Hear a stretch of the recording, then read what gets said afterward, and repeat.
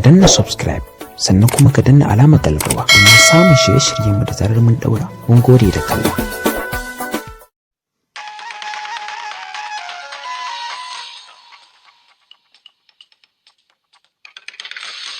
Kun kamo sashen Hausa na BBC a kan mita 13 da mita 16 da kuma shafinmu na intanet wato bbchausa.com. Masu saurare da fatan kun waye gari lafiya.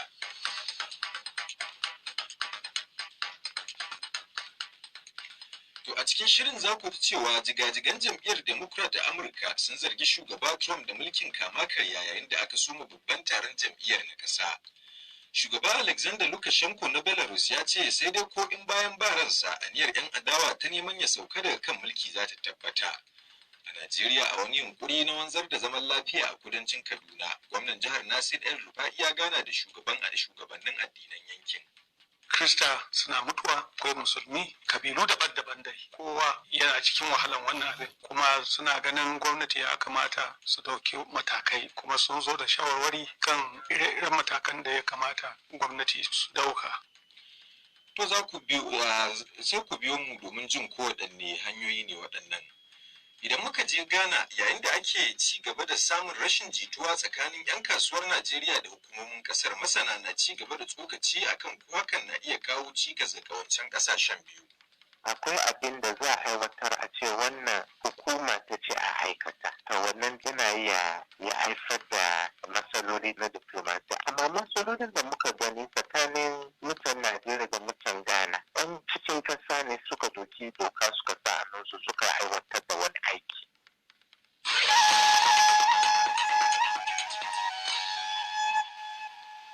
To muna tafe da dukkanin waɗannan har ma da ƙarin wasu rahotanni a cikin shirin, amma da farko ga labaran duniya tukunna. Ni ne Imam Saleh.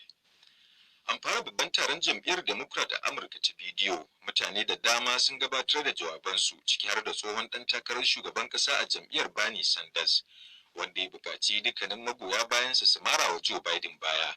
A wani al'amari da ba a saba gani ba, cikin masu jawabi har da wasu jigajigan jam'iyyar Republican ta shugaba Trump, waɗanda suka buƙaci a kayar da shi a zaben na watan Nuwamba. Mai ɗakin tsohon shugaban ƙasar Barack Obama wato Michelle Obama ta shafe tsawon mintuna 20 tana sukar shugaba Trump, da ta bayyana a matsayin wanda ya kama layin rusa ƙasar, a don haka ta buƙaci a zaɓi Joe Biden. I know Joe. He knows what it takes to rescue an economy, beat back a pandemic. Ta ce na san Joe ya san hanyar da za a bi domin farfado da tattalin arzikin ƙasa da kuma dakila annoba, har ma ya jagorance mu yadda ya kamata. Wa uba mutum ne mai ɗaukar shawara. Ana sa ran nan gaba mijinta Barack Obama da tsohon shugaban ƙasar Bill Clinton da kuma tsohuwar 'yar takarar shugaban ƙasa Hillary Clinton da ta kara da Trump a zaben 2016 za su gabatar da nasu jawaban. A ranar Alhamis ne dai za a ƙare taron, kuma ranar ne ake sa ran Joe Biden da Kamala Harris za su karɓi tikitin yi wa jam'iyyar takara a matsayin shugaban ƙasa da mataimakiyarsa. Nan gaba a yau ake sa ran kotun hukunta masu manyan laifuka ta duniya da ke birnin Hague za ta yanke hukunci ga mutanen nan hudu da ake zargi da kisan tsohon Firaministan Lebanon Rafik Hariri yayin wani tashin bom a mota shekaru 15 da suka gabata. Masu goyon bayansa dai yana zargin Siriya da shugabanta Bashar al-Assad da kisan tsohon Firaministan, bayan da shugaba Bashar al-Assad ya masa barazana akan yadda gwamnatinsa ke shigarwa Siriya hanci da kudindine. Mutanen hudu da ake gudanar da shari'ar ba tare da su ba mambobin kungiyar Hezbollah ne, wadda ta musanta hannu a mutuwar tsohon Firaministan. Ma'aikatar shari'ar Amurka ta ce an kama wani tsohon ma'aikacin hukumar leƙen asirin ƙasar ta CIA da ake zargi da yi wa China leƙen asiri. Bayanan kotu sun nuna cewa an kama Alexander Yu Cheng yayin wani samaman hukumar tsaro ta FBI, kuma ya amsa cewa ya ba wa hukumomin China a Hong Kong wasu tarin bayanan sirri shekaru 20 da suka gabata. Ana zargin shi da ɗaukar hoton bayanan samar da wasu nau'ikan makamai masu linzami da kuma tseguntawa China bayanan wasu jami'an Amurka da ke aiki a Hong Kong. Da kuna shan labaran duniyar ne daga nan sashen Hausa na BBC. Masu zanga-zangar adawa da gwamnatin shugaba Alexander Lukashenko a Belarus na ci gaba da zanga-zanga a rana ta 9 a jere domin neman ya sauka daga kan mulki. An samu karuwar masu zanga-zangar yau a babban birnin Minsk, inda jami'an tsaro suka kama mutane da dama. An ga shugaban a fusace lokacin da ƙungiyoyin masu masana'antu suka yi masa ihu bayan da ya nemi ya musu jawabi. With every passing day, the number of groups, the companies, the different sectors of society who are now... Wakilar BBC ta ce kusan a kullum ana samun karuwar kungiyoyi da bangarorin jama'a da ke sukar shugaba Lukashenko tare da neman ya sauka domin gudanar da sabon zaɓe. To sai dai shugaban ya ce sai in bayan ba ransa manufar 'yan adawar za ta tabbata. Dubban masu adawa da gwamnati sun hau kan tituna a biranen Argentina rike da tutocin kasar da alluna masu dauke da sakonnin Allah wa dare ga matakin gwamnati na tsawaita dokar kullen corona da kuma shirin yi wa tsarin shari'ar kasar garan bawul. Masu zanga-zangar na zargin cewa sauye-sauyen na iya ba wa gwamnati damar kare jami'anta daga fuskantar shari'ar da ta shafi cin hanci da rashawa. A ranar Juma'a ne shugaba Alberto Fernandez ya tsawaita dokar kullen da aka kafa domin dakile yaduwar cutar corona da karin wata guda. Akwai mutane kusan 300,000 da suka kamu da cutar yanzu haka a kasar. To ƙarshen labaran duniyar kenan daga nan sashen Hausa na BBC.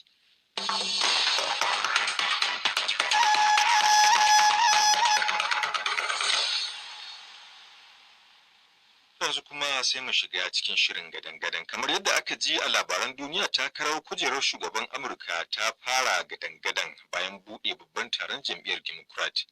Taron na kwana 4 a hukumance zai zaɓi Joe Biden a matsayin ɗan takarar shugaban ƙasa na jam'iyyar ta adawa. Mahalarta taron na gabatar da jawabansu ne daga gida ta intanet maimakon yin gangami saboda annobar corona. An fara babban taron ne da wani bikin buɗewa da aka yi masa taken haɗin kai na tsawon sa'a 2.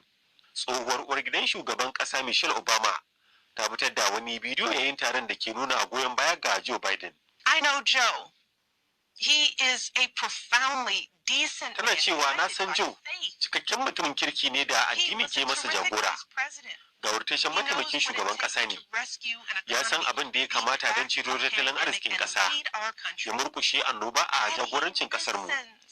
Kuma shi mai sauraron jama'a ne. Zai faɗi gaskiya kuma ya yi imani da bayanan kimiyya. Zai kawo tsare-tsare cike da kaifin basira ya kuma jagoranci ayarin jami'ai masu nagarta. Zai yi shugabanci a matsayinsa na mutumin da ke gudanar da rayuwa irin wanda muka gane. A wani al'amari kuma da ba a saba gani ba, 'yan jam'iyyar Republican mai mulki 4 su ma za su gabatar da jawabai. Ciki har da tsohon gwamnan jihar Ohio, John Kasich. Ya dai karfafa gwiwar sauran 'yan Republican masu zaɓe su bi sahunsa. I'm a lifelong Republican. Ni ɗan Republican ne na mutuka raba, sai dai wannan shakuwar na zuwa ne a bayan nauyin da ke kaina ga ƙasata. Don haka na zaɓi bayyana a wannan taro a lokacin da komai ke tafiya daidai, wani abu kamar haka mai yiwuwa ba zai taɓa faruwa ba. Sai dai yanzu abubuwa ba sa tafiya daidai. Ina alfahari da Republican, jam'iyyar Lincoln wanda ke tsokaci kan akidojin kafa ta haɗin kai da kuma wata maɗaukakiyar manufa. Amma abin da na shaida cikin wannan shekara 4 ya ga zai daidai da waɗannan akidoji, kuma da yau ba za su ko farkin ƙara wata shekara 4 a wannan tafarki ba. Don haka nake kiran ku zo mu tare mu zaɓi wata hanyar mai ɓullewa. Rahoton da Muktari Adamu Bawa ya haɗa mana kenan. To da muka je Najeriya, hukumomi a jihar Kaduna na ci gaba da tattaunawa da masu ruwa da tsaki da nufin lalubo hanyoyin magance matsalar tsaro da ta'addabi kudancin jihar. Akan haka ne gwamna Malam Nasir El Rufai ya gana da wata tawagar kungiyar Kiristoci ta kasar wato CAN da ta ziyarce shi domin tattauna yadda za a magance rikicin kudancin jihar. Ita ma dai majalisar malamai da limamai ta jihar Kaduna ta nuna damuwa kan sha'anin tsaro a yankin, inda ta zargi wasu kafofin watsa labarai da ƙara ruruta wutar rikicin. Ga Yusuf Tijjani da ƙarin bayani. Tawagar kungiyar Kiristocin ta Najeriya wato CAN karkashin jagorancin shugabanta Reverend Samson Ayekulle ta gana ne da gwamnan jihar Kaduna, yayin da hukumomi a jihar ke ci gaba da lalubo hanyoyin da za a magance rikice-rikicen da ake fama da su a kudancin jihar. Daga cikin waɗanda suka halarci ganawar da ya hadda Architect Barnabas Balabantes, tsohon mataimakin gwamnan jihar wadda kuma ɗan asalin kudancin jihar Kaduna ne. Ya kuma yi min ƙarin bayani kan wasu daga cikin batutuwan da ɓangarorin biyu suka tattauna. Sun zo ne saboda sun damu da abubuwan da suke faruwa, musamman rashin tsaro a cikin jihar Kaduna, musamman a kudancin Kaduna. Ana mace-mace, mutane na rasa rayukansu, kuma suna ganin gwamnati ya kamata su dauki matakai, kuma sun zo da shawarwari na irin tunanin da suke da shi kan irin matakan da ya kamata gwamnati su dauka. To shi gwamna Malam Nasir El-Rufai me ce musu? Da farko dai ya musu godiya, ya nuna mace-mace da rasa rayukan da ake yi aka samu a cikin wayannan 'yan shekarun nan daga arewanci zuwa tsakiyar jihar Kaduna zuwa kuma kudancin Kaduna. Ya nuna ba Kirista bane kawai ko wata kabila kawai ko wata addini ne wanda suka rasa rayuka a cikin wayannan rigingimun da ake wanda su mamaye jihar ba. Akwai Kirista suna mutuwa, akwai musulmi, akwai kabilu daban-daban dai. Kowa dai yana cikin wahalan wannan abin. Daga bisani kuma gwamnati ta fita ta nuna dalla matakan da take daukawa. To sai dai kuma yayin da kungiyar Kiristoci ta Najeriya ke bayyana rashin jin daɗin ta kan rigingimun da ake fama da su a kudancin jihar. Ita ma majalisar malamai da limamai ta jihar Kaduna a wani taron manema labarai da ta kira ta nuna damuwa ne akan lamarin, sai dai ta danganta karuwar kashe-kashen da ake fuskanta ne ga irin rahotannin da ta yi zargin cewa wasu kafofin watsa labarai na yi akan rikicin. Malam Yusuf Yakubu Argasiyu shine sakataren kungiyar malamai da limamai ta jihar Kaduna. Abin da ya fi faruwa a kudancin jihar Kaduna wanda yake ta kashe mutane babu gaira babu dalili. Makorafin da muke da shi ne kowannen ku ya san cewar a tashin farko an kashe ainihin wato musulmai Hausa Fulani a zangon Kataf a rugagen Fulani ya kai sun kakalla mutane 100. Muna da fotunan su, muna da sunayen su, amma babu wani ɗan jarida a Najeriya da ya report din wannan abun ya bayyana cewa ga abin da ya faru. Amma zargi kake yi to amma ai mun duba mun gani akwai yan jaridu muka sani wanda yake daga baya su kuma jaridun nan waɗanda da aka zo aka ce an kawo masu waɗancan kabilu kuma wato ramo gayya don an kai har yanzu mun ka tafi nuna cewa ainihin mutanen da suke zama a wannan gurin shekaru 200 na ba su suka kawo wannan matsala ba. Wannan sai aka report sai ana faɗa cewa an kashe mutane 13, an kashe mutane 23. saboda kan mu muna ganin cewa wasu ga cikin jaridu suna daga cikin da suke asasala wannan fitina ga kasan nan. To alal misali ita wannan kungiya ta ku akwai wani yunkuri da ta yi misali da bangarorin da faɗa da juna a kudancin jihar Kaduna a zauna ta yadda misali za ku zauna ku shawo bakin zaren kan wannan matsala. Mun sha zama kuma yanzu ma za kuma ba za mu daina zama ba za mu ci zama, amma sai gwamnati ta yi magani waɗannan wanda suka mai da tashin hankali a ministar sana'a suka mai da tashin hankali shine hanyar da zama ta wani abu a kasan nan. Yanzu haka dai rundunar sojin sama ta Najeriya ta sanar da tura ƙarin wasu dakarun sojin sama na musamman zuwa kudancin jihar domin kawo ƙarshen hare-haren da wasu 'yan bindiga ke kaiwa waɗanda kan yi sanadiyar asarar rayuka da dukiyoyi. Yusuf Tijjani, sashin Hausa na BBC daga Kaduna a Najeriya. To har yanzu dai a Najeriya kamar yadda aka riga aka sani rundunar 'yan sanda a jihar Kano Najeriya ta ƙara ceto wani mutum na uku wanda shi ma ake zargin mahaifinsa ya kulle shi na tsawon kimanin shekara 15. An tsare matashin mai fiye da shekaru 30 ne cikin rayuwa mai kunci a tsawon shekarun da ya a kulle. Sai da jama'ar unguwa suka sanar da 'yan sanda game da wannan batu. Sakamakon yadda ake ci gaba da gano ire-iren waɗannan matasa da ake kullewa cikin kuncin rayuwa. Abdulsalam Ibrahim Ahmed ya nemi jin ta bakin Dr. Usman Abdulkadir, wani malami a fannin nazarin zamantakewar bil'adama da ke jami'ar Usman Dan Fodiyo ta Sokoto. Akan ko me yasa iyaye suke wa 'ya'yansu irin wannan garkamewa cikin mummunan yanayi. Waɗannan abubuwa da ke faruwa ba yanzu kawai ne ba, sun daɗe suna faruwa. Na ɗan yawanci waɗanda yaran da ke samun irin wannan matsatsi da yanayi irin wannan za a ga da yawan su kuwa mata ba su gida. Za a ga kila ko kowa mata ba su rasu an sallame ko kuma ya zan kila yaron ma ya shi ba su. To amma akwai iyaye maza.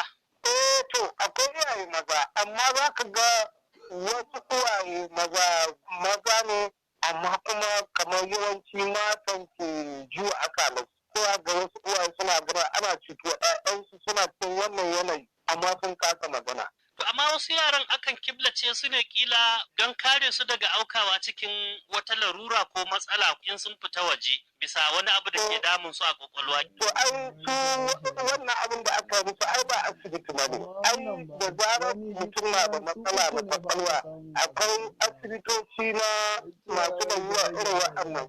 Don ka ga yaron nan da kyau duk yanayin rayuwar shi ya koma kamar dabba bai iya tafiya abubuwa nan da yawa.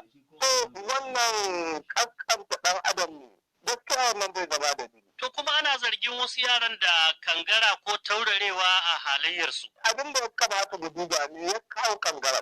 Yawancin mazanmu da ke aure wasu da yawa ba su isa su aure ba. Sun kaga kangara yawanci kila uwayen sun kasa renon da Allah aza musu. Na tufa ta suwa na wurin kwana na wani abubuwa. Da kuma irin